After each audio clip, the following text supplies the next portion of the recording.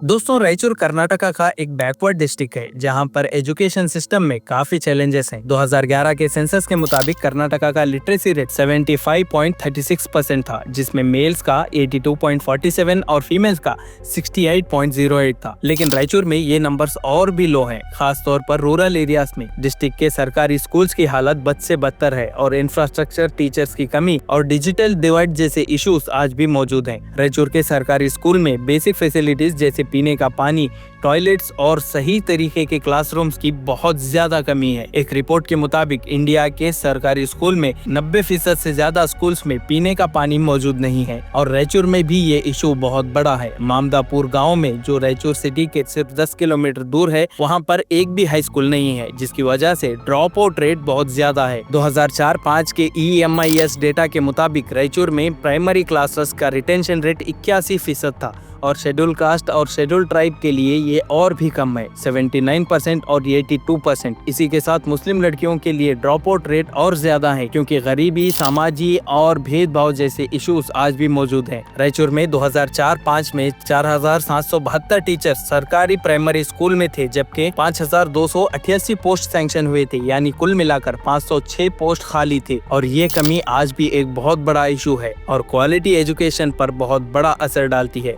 मुस्लिम लड़कियों के लिए एजुकेशन एक बहुत बड़ा चैलेंज है, खास तौर पर रायचूर जैसे बैकवर्ड एरियाज में मुस्लिम लड़कियों को स्कूल में डिस्क्रिमिनेशन का सामना करना पड़ता है। एक ह्यूमन राइट्स वॉच रिपोर्ट के मुताबिक मुस्लिम स्टूडेंट्स को गैर जरूरी नाम से बुलाया जाता है और उन्हें क्लासेस में अलग रखा जाता है।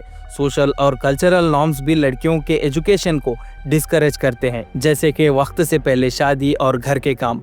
2022 में कर्नाटका के हिजाब रो ने मुस्लिम लड़कियों के एजुकेशन पर बहुत बुरा असर डाला। एक रिपोर्ट के मुताबिक 162 मुस्लिम लड़कियों को 14 स्कूल से हिजाब पहनने की वजह से वापस घर भेजा गया, जिसकी वजह से इन लड़कियों की अहम क्लासेस मिस हुई। ये कंट्रोवर्सी एजुकेशन एक्सेस को और मुश्किल बनाता है और कम्युनल फसाद को बढ़ाता है। रायचूर के माइनॉरिटी वेलफेयर डिपार्टमेंट के पास 4 से 5 मुस्लिम रेसिडेंशियल स्कूल्स हैं, जो 6th से लेकर 10th स्टैंडर्ड तक चलते हैं। इनमें फ्री बोर्डिंग, अकोमोडेशन, यूनिफॉर्म और किताबें मिलती हैं, लेकिन ये फैसिलिटीज बहुत लिमिटेड हैं और डिमांड काफी ज्यादा। दोस्तों, 2024 में कांग्रेस सरकार ने माइनॉरिटी स्टूडेंट स्कॉलरशिप स्कीम को रिस्टोर किया था, जो पहले बीजेपी सरकार ने स्क्रैप किया था। लेकिन फंडिंग कट्स और ऑथेंटिकेशन इश्यूज की वजह से pre matric scholarships SC, ST और माइनॉरिटीज के लिए रुक गए, जिससे एनरोलमेंट पर बहुत बड़ा असर पड़ा। रायचूर में भी ये स्कॉलरशिप्स लिमिटेड हैं और मुस्लिम स्टूडेंट्स के लिए एक्सेस करना बहुत मुश्किल है। इसके अलावा पहले कर्नाटका सरकार 8th स्टैंडर्ड के स्टूडेंट्स को फ्री बाइसाइकिल देती थी ताकि स्कूल का अटेंडेंस बढ़े। ये स्कीम अब पूरी तरीके से बंद हो चुकी है, जिसकी वजह से रूरल एरियाज के बच्चे, खास तौर पर लड़कियां,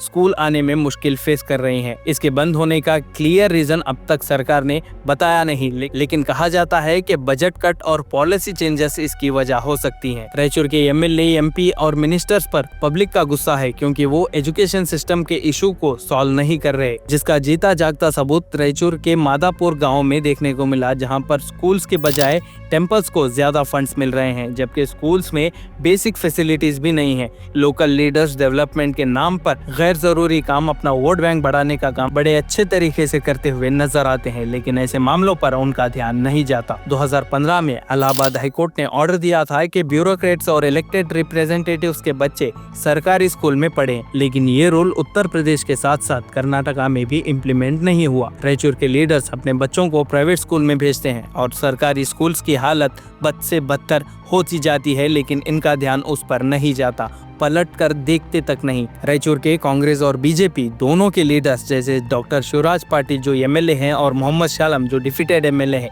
इन दोनों पार्टीज अपने अपने इलेक्शन स्पीचेस में डेवलपमेंट का वादा करते हैं, लेकिन ग्राउंड लेवल पर कोई खास चेंजेस अब तक नजर नहीं आए, ना आते हैं। नरेगा जॉब्स और पीने के पानी जैसे बेसिक फैसिलिटीज भी फुलफिल नहीं हो रहे। पब्लिक के पास पावर है कि वो सिस्टम को बदलने के लिए प्रेशर डाल सकते हैं। प्रोटेस्ट के जरिए, कैंपेन्स के जरिए रायचूर के ग्राकोस जैसे संगठन, ग्रामीण कूली कार्मिक संगठन ने 2019 लोकसभा इलेक्शंस नोटा कैंपेन चलाई, जिससे 14,000 वोट्स नोटा को मिले। ऐसे प्रोटेस्ट और हंगर स्ट्राइक से सरकार पर प्रेशर डाला जा सकता है। इसके अलावा स्कूल मैनेजमेंट कमिटीज यानी SMCS में पेरेंट्स और कम्युनिटी मेंबर्स को शामिल होना चाहिए, ताकि स्कूल्स के फंड्स और फैसिलिटीज का मॉनिटरिंग हो सके। रायचूर में SDMCs को मजबूत करना बहुत जरूरी है। बहरहाल दोस्तों, उम्मीद करते हैं कि आज की ये रिपोर्ट आपको पसंद आई होगी। इस वीडियो को अपने व्हाट्सएप ग्रुप्स और अपने दोस्त अहबाब में जरूर से शेयर करिए। अगर चैनल पर नए हैं, ऐसे ही टॉपिक्स पर वीडियोस आगे भी देखना चाहते हैं तो इस चैनल को सब्सक्राइब करिए, नोटिफिकेशन बेल को ऑन करिए। आने वाली वीडियो की अपडेट्स आपको मिलती रहेंगी। तब तक के लिए शुक्रिया।